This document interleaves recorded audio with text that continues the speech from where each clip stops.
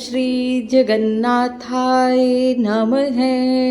जय जगन्नाथ। भारत की सनातन संस्कृति में ऐसे अनेक पर्व हैं जिनका महत्व केवल भारत ही नहीं बल्कि पूरी दुनिया में माना जाता है। लेकिन एक ऐसा उत्सव है जहां भगवान स्वयं अपने भक्तों के बीच आते हैं, अपने मंदिर से बाहर निकलते हैं और लाखों श्रद्धालुओं को दर्शन देते हैं। यह अद्भुत और दिव्य उत्सव है भगवान जगन्नाथ की विश्व प्रसिद्ध रथ यात्रा। ओडिशा के पुरी में निकलने वाली यह यात्रा दुनिया की सबसे बड़ी और सबसे प्राचीन रथ यात्राओं में से एक मानी जाती है। करोड़ों श्रद्धालु केवल एक झलक पाने के लिए दूर दूर से यहाँ पहुँचते हैं। मान्यता है कि भगवान के रथ को श्रद्धा से खींचने वाला व्यक्ति अपने जीवन के समस्त पापों से मुक्त होकर मोक्ष का अधिकारी बन सकता है। तो आज के इस वीडियो में हम पूरी जानकारी लेंगे कि रथ यात्रा कब से शुरू हो रही है। हर साल नए रथ बनाए जाते हैं। रथों में एक भी लोहे की कील नहीं लगती है। भगवान हर साल बीमार भी पड़ते हैं। पूरा रथ यात्रा की पूरी जानकारी, पूरा कार्यक्रम, रथ यात्रा क्यों निकाली जाती है, रथ से जुड़े सभी रहस्य, तो वीडियो में आप अंत तक बने रहिएगा और अंत तक इसे जरूर देखिएगा। तो सबसे पहले देखते हैं रथ यात्रा 2026 कब है। भगवान जगन्नाथ की विश्व प्रसिद्ध रथ यात्रा हर वर्ष आषाढ़ शुक्ल द्वितीया को ओडिशा के पुरी में निकाली जाती है।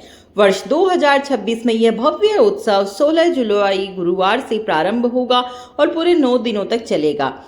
इन 9 दिनों के दौरान पूरी शहर भक्ति के रंग में रंग जाता है। देश ही नहीं बल्कि विदेशों से भी लाखों श्रद्धालु इस दिव्य उत्सव में शामिल होने आते हैं। पूरे उत्सव का जो क्रम है वह भी एक बार देख लेते हैं।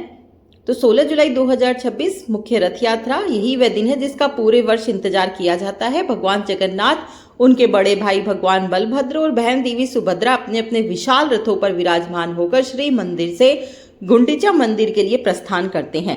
जैसे ही रथ आगे बढ़ते हैं पूरा वातावरण जय जगन्नाथ के जय घोष से गूंज उठता है। 20 जुलाई 2026 हेरा पंचमी। इस दिन माता लक्ष्मी भगवान जगन्नाथ को खोजते हुए गुंडीचा मंदिर पहुंचती है। यह परंपरा भगवान और माता लक्ष्मी के प्रेम तथा पारिवारिक भावनाओं का सुंदर प्रतीक मानी जाती है। 24 जुलाई 2026 बहुधा यात्रा। 7 दिन बाद भगवान अपने मुख्य मंदिर लौटते हैं। इस वापसी यात्रा को बहुधा यात्रा कहा जाता है। इस दिन भी श्रद्धालुओं की भारी भीड़ उमड़ती है। 25 जुलाई 2026 सुना बेशा। वापसी के बाद भगवान तीनों रथों पर ही विराजमान रहते हैं। इसके बाद उन्हें सोने के बहुमूल्य आभूषणों से सजाया जाता है। इस दिव्य श्रृंगार को सुना बेशा कहा जाता है। भगवान का यह स्वर्णिम रूप अत्यंत ही मनमोहक माना जाता है। छेरा पहरा की अनोखी परंपरा। रथ यात्रा प्रारंभ होने से पहले पुरी के गजपति महाराज स्वयं सोने की झाड़ू लेकर रथों के आसपास सफाई करते हैं। इस परंपरा को छेरा पहरा परंपरा कहा जाता है। यह हमें सिखाती है कि भगवान के सामने राजा और सामान्य व्यक्ति सभी समान हैं। यही सनातन संस्कृति की सबसे सुंदर शिक्षाओं में से एक है।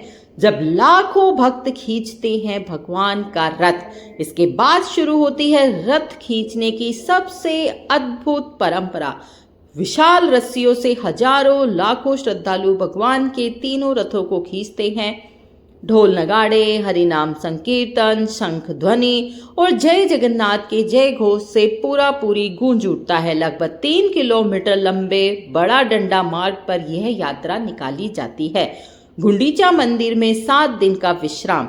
भगवान जगन्नाथ गुंडीचा मंदिर पहुंचकर लगभग 7 दिनों तक विश्राम करते हैं। मान्यता है कि यही भगवान की मौसी का घर है, इसलिए इस यात्रा को भगवान का मौसी के घर जाना भी कहा जाता है। रथ यात्रा क्यों निकाली जाती है?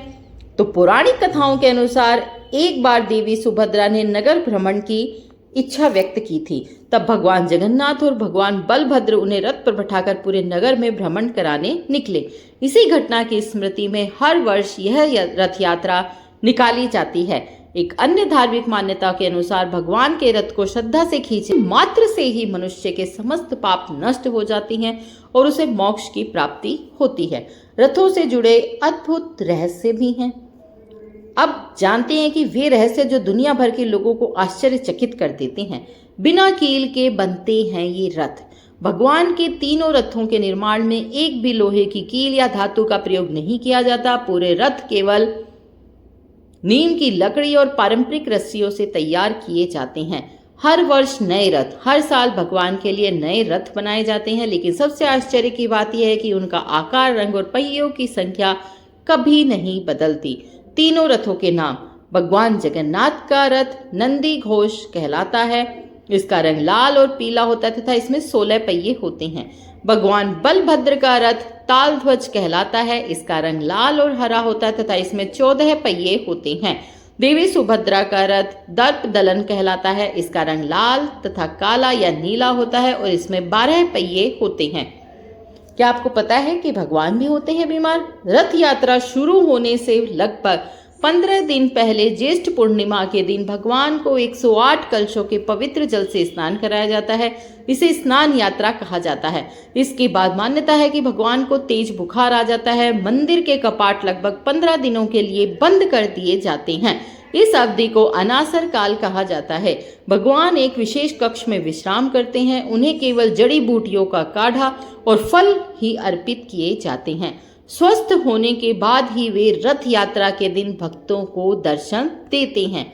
मौसी माँ का प्रिय प्रसाद: जब भगवान गुंडीचा मंदिर जाते हैं तो रास्ते में मौसी माँ का मंदिर आता है। यहाँ भगवान के रथ कुछ समय के लिए रोके जाते हैं। भगवान को उनकी प्रिय मिठाई पोड़ा पीठा का भोग लगाया जाता है। यह विशेष प्रसाद चावल, गुड़, नारियल और पनीर से बनाया जाता है। अधरपना की अनोखी परंपरा: बहुधा यात्रा के बाद भगवान को रथों पर ही मिट्टी के विशाल पात्रों में दूध, चीनी और सुगंधित मसालों से बना अधरपना अर्पित किया जाता है। इसके बाद उन पात्रों को रथ पर ही तोड़ दिया जाता है। मान्यता है कि इससे आसपास मौजूद अदृश्य आत्माओं और जीवात्माओं की भी मुक्ति हो जाती है। लक्ष्मी जी का गुस्सा और रसगुल्ला: जब भगवान वापस श्री मंदिर लौटते हैं तो माता लक्ष्मी नाराज हो जाती हैं क्योंकि भगवान उन्हें साथ नहीं ले गए थे। वह मंदिर का मुख्य द्वार बंद कर देती है। तब भगवान उन्हें मनाने के लिए रसगुल्ले का भोग अर्पित करते हैं। इसके बाद माता लक्ष्मी प्रसन्न होकर भगवान को मंदिर में प्रवेश करने देती है। इस अंतिम परंपरा को नीलाद्री बीजी कहा जाता है। रहस्यमयी नवकलेवर: जब आषाढ़ महीने में अधिक मास आता है तब लगभग 12 से 19 वर्षों के अंतराल पर भगवान की नई मूर्तियां बनाई जाती हैं। पुरानी मूर्तियों को मंदिर परिसर में अत्यंत सम्मान के साथ समाधि दी जाती है। नई मूर्तियां पवित्र नीम की लकड़ी से बनाई जाती हैं। परंपरा के अनुसार इस विशेष अनुष्ठान के दौरान पूरी शहर की बिजली बंद कर दी जाती है। पुजारी आंखों पर पट्टी बांधकर पुरानी मूर्ति से ब्रह्म पदार्थ निकालते हैं और उसे नई मूर्ति में स्थापित करते हैं।